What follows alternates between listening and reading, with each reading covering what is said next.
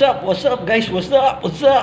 It's me again, guys, your co-plumber, SBN Hammerstone TV, the plumber.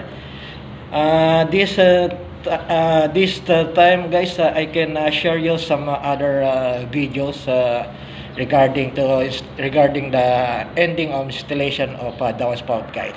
This video, guys, is I can share you to the all fittings suggested by the Philippine standard, guys.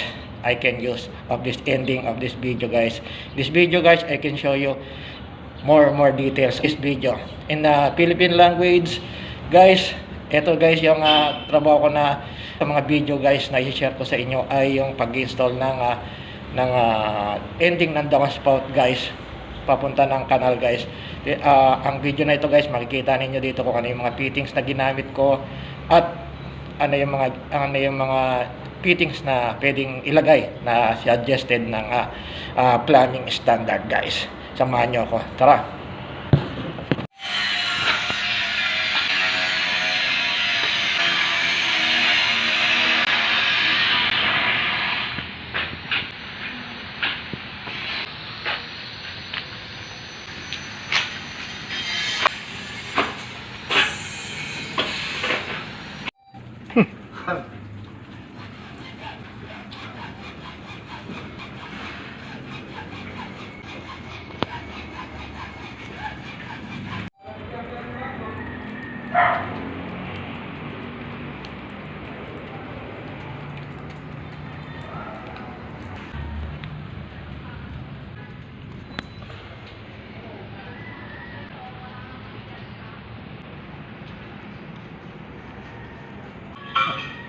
Always, guys, as you can see, guys, in the end of this installation of downspout, guys, I'll always why, guys, for preparation of clean out, guys, 2-3 minutes, guys.